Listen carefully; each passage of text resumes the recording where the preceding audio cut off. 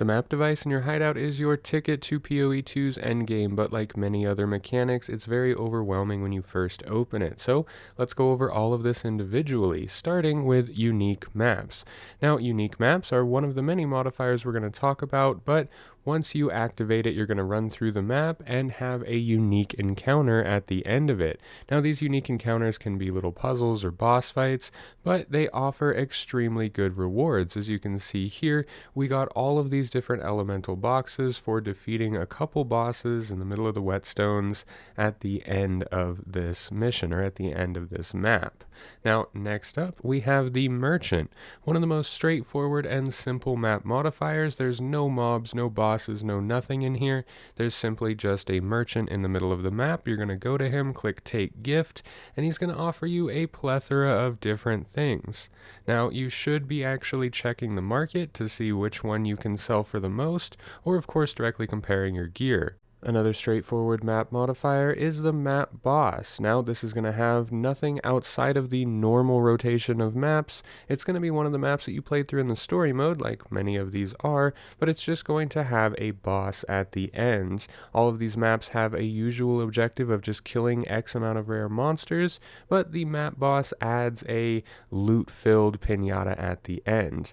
The breach zones are actually one of my favorite, as they're extremely engaging and have great rewards to offer. You're going to notice these spires on the breach maps. All these are going to be an ever-expanding ring of chaos with monsters coming out of the ends. Now, you want to make sure when you're doing these breaches that you take the most optimal path on your map, so I definitely recommend having the full-size map up on your screen. You can go into your options and actually turn down the landscape and the transparency of the map to get better visibility on the overlay, but that ring is going to keep expanding until it hits a dead end or runs out of juice. The expedition map modifier means that somewhere on your map you will have an expedition encounter. Now, you've already done one of these in Act 4 on the bay or the Plunder Coast. I forget exactly what it's called, but you've done one of these before, except this time you have a ton of different explosives.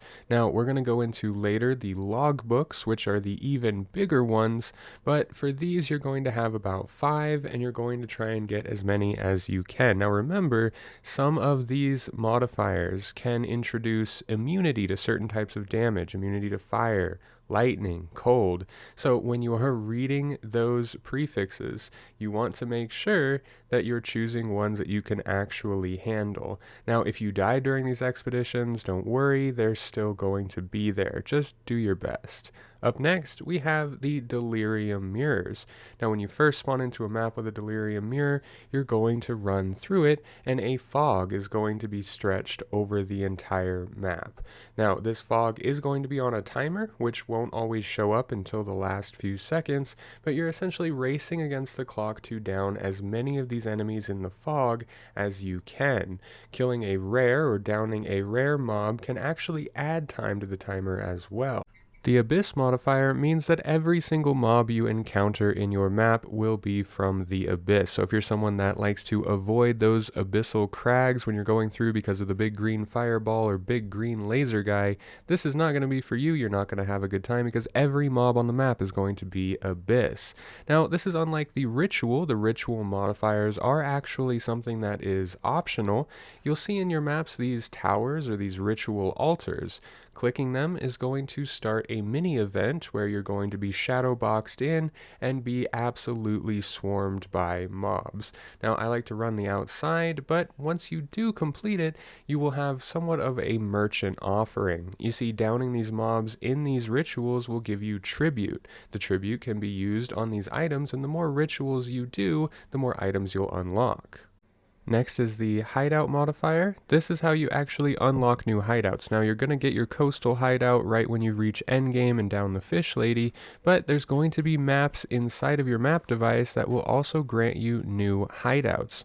They're generally small areas, but once you clear them out and down the rare, you can actually go back to your hideout, talk to this lady right here, and select your new one. You can change between 5 of them. Up next, we have the Corrupted Zones.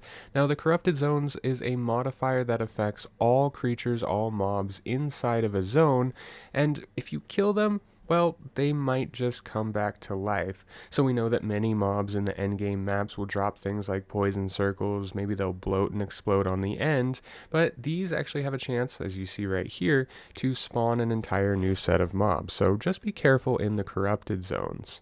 Now, on top of the corrupted zones, we have a corrupted nexus.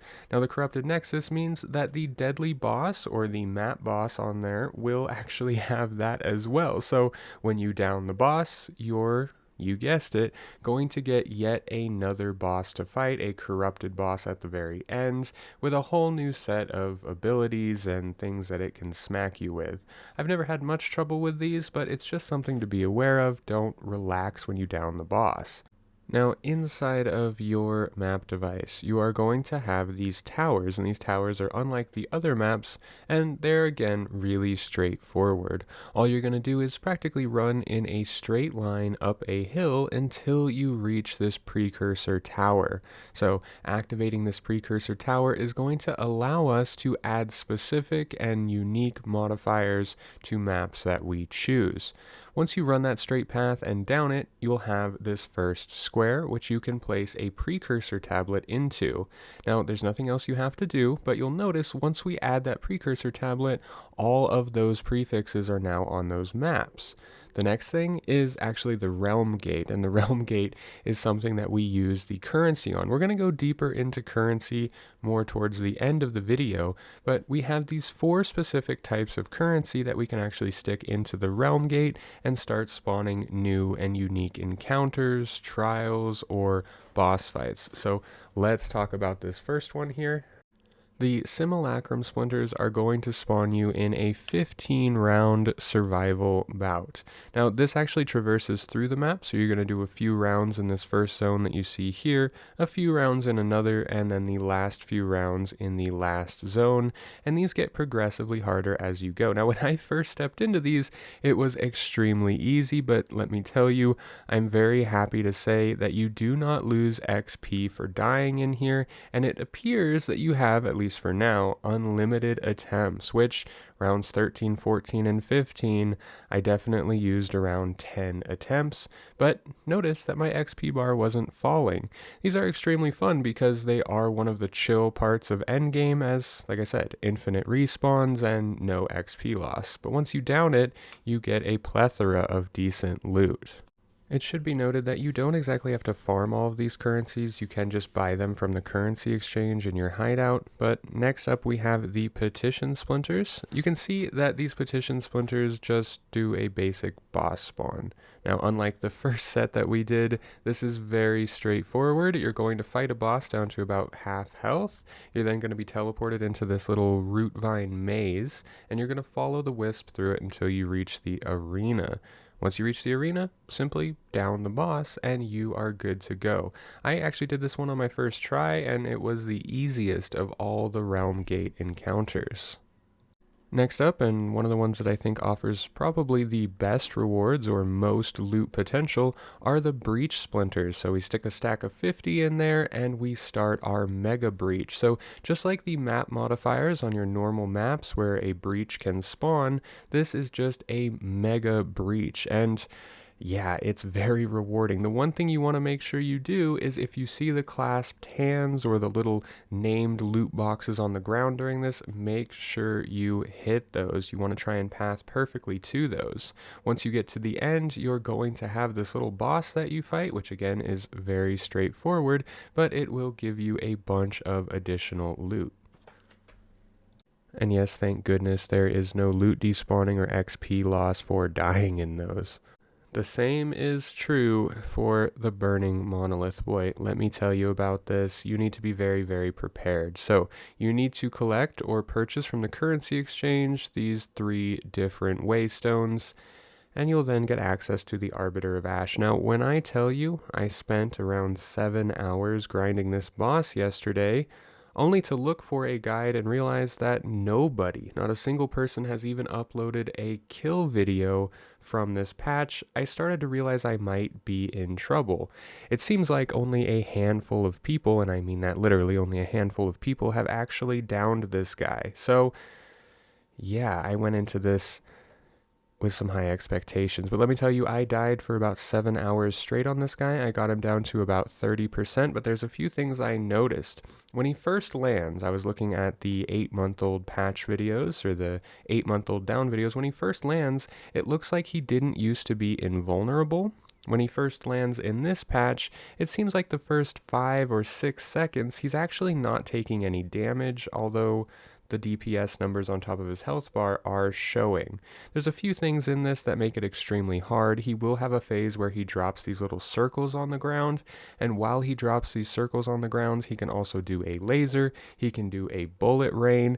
There's a plethora of different things he can do that make it pretty much up to RNG. The one most helpful thing I can say is try to make sure that he's always visible on your screen, because when he starts to charge up for a laser, like that one right there, you need to be.